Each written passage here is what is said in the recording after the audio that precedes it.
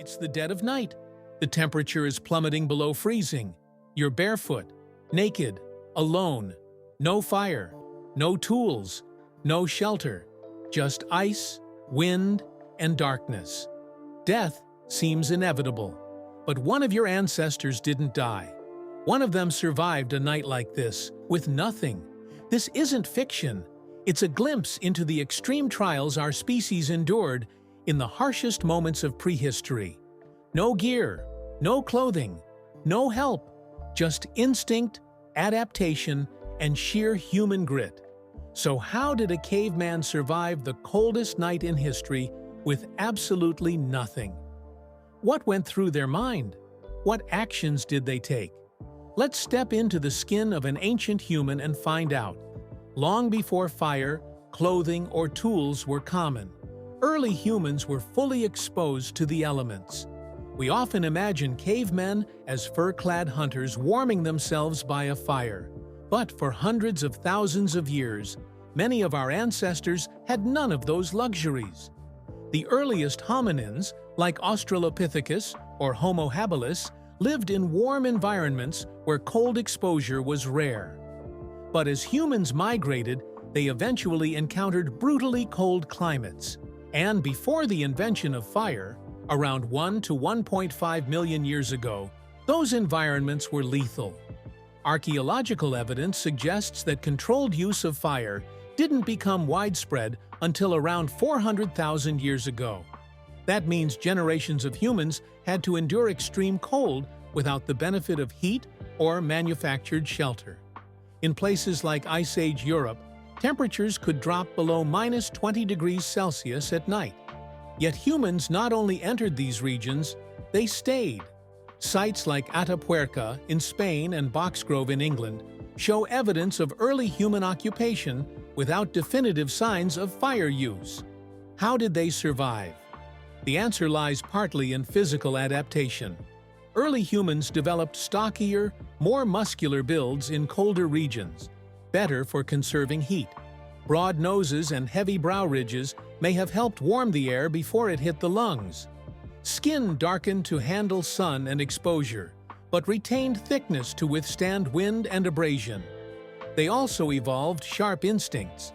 Recognizing safe terrain, tracking animal movements, and identifying danger in the environment became crucial. Before technology, survival relied entirely on awareness. And this adaptation wasn't just individual, it was social. Human groups depended on cooperation. If one person couldn't find food or safe ground, others might compensate. Shared vigilance helped detect predators or incoming storms. Shared body heat helped combat cold nights. So yes, surviving a freezing night with nothing was possible, but never easy. It took a perfect combination of evolutionary advantage, environmental understanding, and communal strategy. But what exactly happened when the temperature dropped, and there was no fire, no fur, no safety? Let's look closer. Surviving the coldest night with nothing required more than just physical endurance. It demanded strategy. Our ancestors, when stripped of all external tools, leaned entirely on behavior, biology, and instincts passed down through generations. The first key to survival was movement. When night fell and temperatures dropped, stillness became dangerous. Muscles stiffen, circulation slows, and body heat seeps away. Early humans knew, maybe not intellectually, but instinctively, that to stop moving was to start dying. So they moved. Even in pitch darkness, they shuffled, stretched, rocked back and forth. Every motion generated a bit of warmth. Next came shelter seeking, not building, but finding. Even without tools, cavemen knew how to look for natural windbreaks.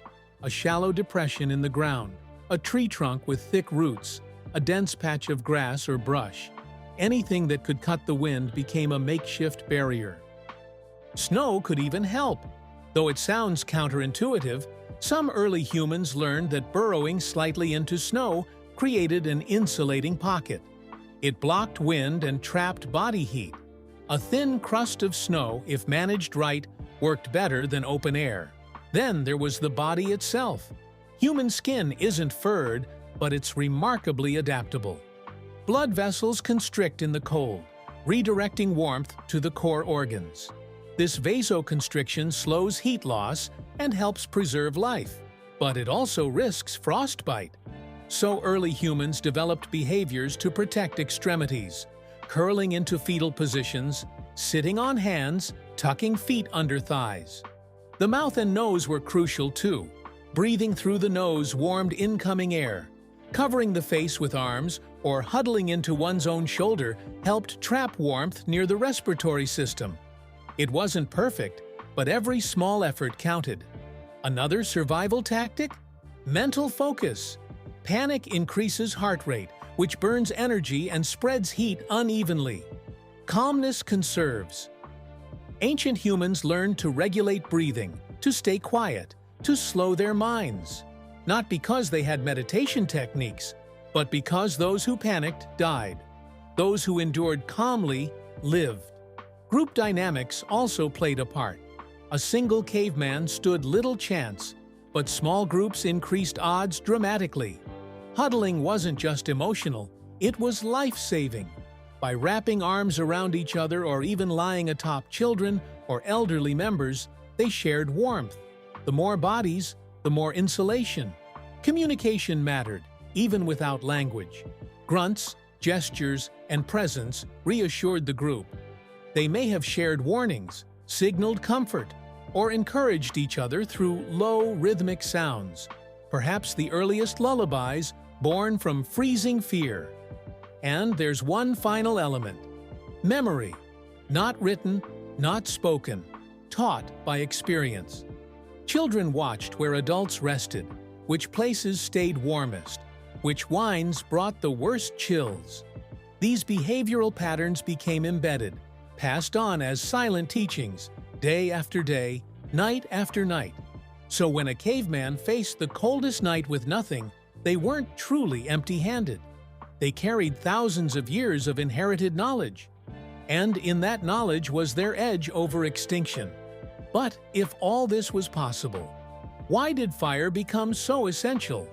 What was lost and what was gained when we stopped surviving the cold and started mastering it? Let's find out. Here's the paradox. Once early humans discovered fire, they didn't just survive better, they slowly began to unlearn how to survive without it. Fire is one of humanity's greatest inventions. It gave us warmth, light, protection, and the ability to cook. But with every advantage came dependency. And that dependency may have weakened some of the incredible survival instincts that had sustained us for hundreds of thousands of years. Before fire, every night was a test. Survival demanded awareness, planning, and physical toughness. But once fire entered the picture, it changed everything. The campfire became a crutch. We relied on it to cook food we could once eat raw, to chase off predators we used to hide from, to warm bodies that once adapted naturally to the cold. In many ways, fire made life easier, but it also made us softer. Anthropologists believe that once fire use became consistent, human sleep patterns changed. Before fire, we likely slept in short bursts, always alert. With fire's light and safety, sleep became deeper and longer, but also more vulnerable if the flame went out. The reliance on fire also impacted social dynamics. Fire created centralized gathering points, great for communication, storytelling, and planning. But it also made humans more stationary. Where once we moved constantly to survive, we began to settle. And with that came new vulnerabilities. If the fire went out or couldn't be made, due to wet wood, wind, or lack of kindling, the group was exposed, perhaps more than before. There's also evidence that tool development changed with fire. Some foods became edible only when cooked. Tubers, certain meats, even insects. Over generations, our digestive systems adjusted. We began to depend on cooked food for easier absorption, leading to less robust gut systems and different nutritional needs. That's an invisible form of dependency, one that shaped our biology. Fire also disrupted ecological awareness. Before flame, humans needed to understand every inch of their surroundings to stay safe and warm. They knew where animals slept, where wind patterns shifted, where the earth gave off warmth or shelter. But with fire, attention narrowed. If you could build your own heat and light, you didn't need to know the land quite so intimately. This all points to a contradiction. Fire elevated humanity, but also distanced us from nature. And, perhaps more importantly, it created a kind of forgetfulness. Within just a few thousand years, many humans could no longer survive a cold night without it. What had once been common knowledge became lost lore. But some never forgot. Nomadic tribes in Siberia, Arctic reindeer herders, and certain Aboriginal communities retained ancient techniques for surviving without flame. Proof that these abilities didn't vanish completely, only faded in the warmth of the firelight. So maybe the question isn't how a caveman survived without anything. Maybe the real question is, could we? Let's bring it to life with a story. Let's go back. Not just back in time, but into the cold. It's 700,000 years ago. Northern Europe. The Ice Age is in full force. A young Homo heidelbergensis male is separated from his group. He's maybe 20 years old, lean, strong, but alone. A storm rolled in faster than expected. The others moved south. He lagged behind. Now he's on his own. The sun dips below the horizon. The temperature crashes. Winds roar across the frozen hills, howling through skeletal trees. He has no fire, no hide, nothing but a stone flake, his hands, and his instinct. He moves fast. He has to. Every second standing still is a battle lost. He jogs along a ridge, scanning for natural formations, a fallen tree, a rocky outcrop, a ditch, anything. After some time, he finds a shallow rock depression. It's small, barely big enough to crawl into, but it's something. It blocks the wind. That's enough. He digs, bare-handed, into the soil at the base, scraping out a pit just deep enough for his curled-up body. He lines it with dead leaves and pine needles. The cold bites, but this insulation could save his life. He crawls in, curls tight, arms wrapped around his knees, feet tucked into his belly, head low. His breath clouds the space around his face. He breathes through his nose, warming each inhale. The sky is black now. The stars are sharp and cruel, but he doesn't look at them. He closes his eyes and focuses on rhythm. Heartbeat, breath, heartbeat, breath. He lets his body do what it's evolved to do. Hours pass. Wind rattles the trees. Snow begins to fall, but it's light, fluffy. As it accumulates over his makeshift shelter, it forms a natural blanket, muffling the air, trapping heat. He's still shivering, but not violently. His body is conserving what it can. He doesn't sleep, not really. He drifts in and out of shallow awareness. Every sound a threat, every moment a decision.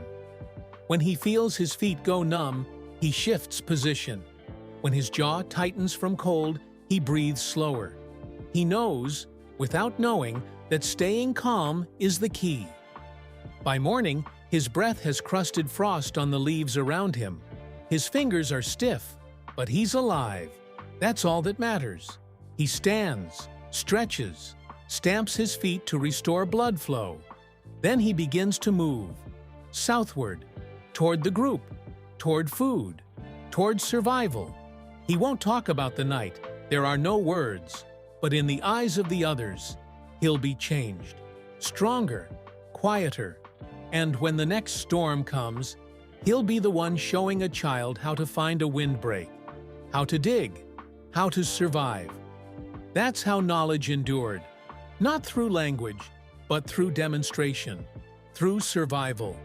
Let's now bring that ancient resilience into today. What does surviving the coldest night with nothing have to do with us today? More than you might think. Modern life shelters us from nearly every kind of discomfort. We live in climate-controlled spaces. We wear engineered fabrics. We carry fire in our pockets, lighters, matches, apps that summon help. We've built a world designed to eliminate exposure. But in doing so, we've also drifted from the raw resilience that once defined us. And now, many are starting to feel that loss. The rise of cold therapy, wilderness retreats, and survival courses isn't just a trend, it's a craving. People want to reconnect with their primal strength. They want to know they can handle the cold, the chaos, the unknown. Some go further, sleeping outdoors in the winter, fasting, exposing themselves to stress to rebuild what modern life has softened. Techniques like the Wim Hof method, which combine breath control and cold exposure. Echo prehistoric survival strategies. Breath, stillness, movement, calm. There's also a psychological parallel. Every cold night doesn't have to be literal. It might be a job loss, heartbreak, isolation, or fear. And in those moments, we often feel like we have nothing. No warmth, no help, no direction. But the story of the caveman teaches us this. Even with nothing, we're not helpless. We have instinct, we have memory, we have each other. Modern emergency training still teaches techniques from ancient humans. Use natural cover, share body heat, stay calm, stay awake, conserve energy, move deliberately. These aren't outdated ideas. They're timeless. Technology might fail, fire might die, but the oldest tools are always within us: our breath, our blood, our minds, and our community. The next time you walk outside on a bitter winter day, resist the urge to flinch. Instead, pause, feel the cold. Know that your ancestors walked through far worse, with far less. And they didn't just survive. They adapted, they endured, and they passed that strength down to you. You are the result of a million cold nights conquered. Never forget that. The image of a caveman surviving a freezing night with nothing isn't just a tale of hardship. It's a monument to human resilience. It's a reminder that survival is built into us, not in our clothes or our gadgets, but in our bodies and minds. It's a story of adaptation, instinct, and the quiet genius of those who endured the worst nature had to offer. They didn't have fire, but they had strategy. They didn't have shelter, but they had community. They didn't have comfort, but they had will. That will lives on in you. So the next time you face your own kind of cold night, whether literal or emotional, remember this: you come from survivors, and that same strength, it's already in you. Could you survive a night in the wild with absolutely nothing? Drop your thoughts in the comments, and don't forget to subscribe for more raw, ancient survival stories that prove just how powerful you really are.